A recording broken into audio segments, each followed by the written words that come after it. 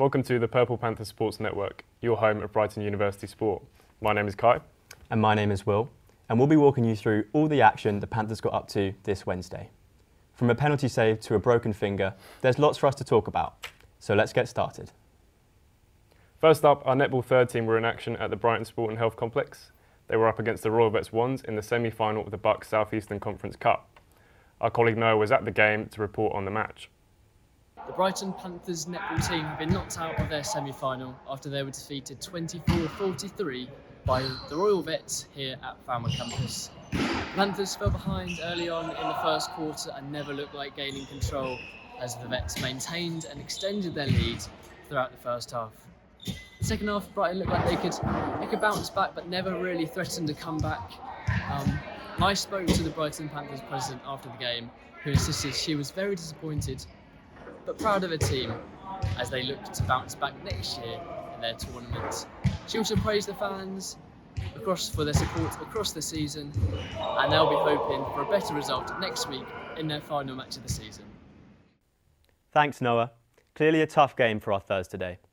They took on the Royal Vets, the current holders of the Cup, who have now made it to back-to-back finals. Noah caught up with Threes player Gina Wood after the game. Gina, tough result today, but how did you find the game? Well, the game didn't go to plan. It was our second to last game, and that does mean that we don't go to the finals of the Cup, which is a bit sad. We have been kicked out, as you can see the score.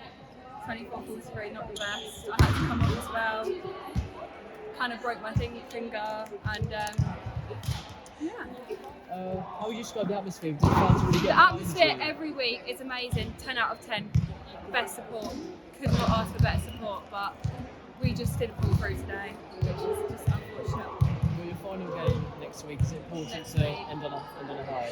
Yeah, it would be nice if the last game of the season would end on a high, because it is a few of the girls' last game as well. Broken finger, our Panthers clearly putting their bodies on the line. Indeed they are.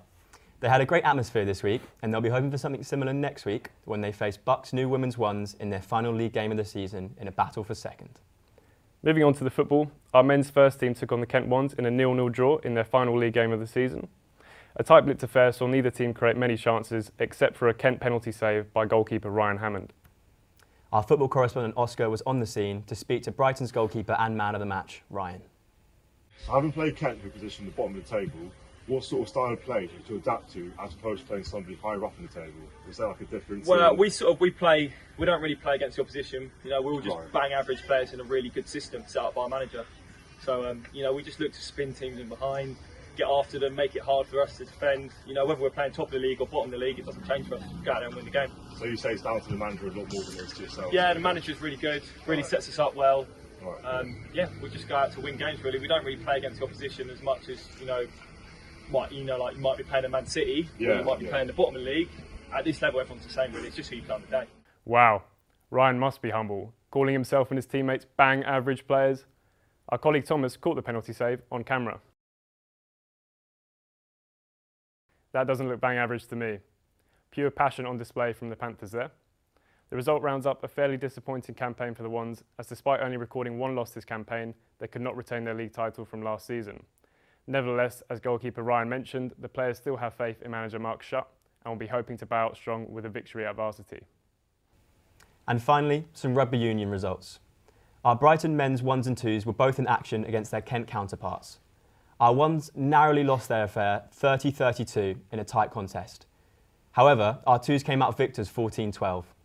They both sit third in their respective leagues, and with a couple games left to go, the results will turn out pivotal in the coming weeks. That's all we've got time for here. Thank you for joining us at PPSN. We'll be back next week as the tail end of the season comes to a close. Until then, take care.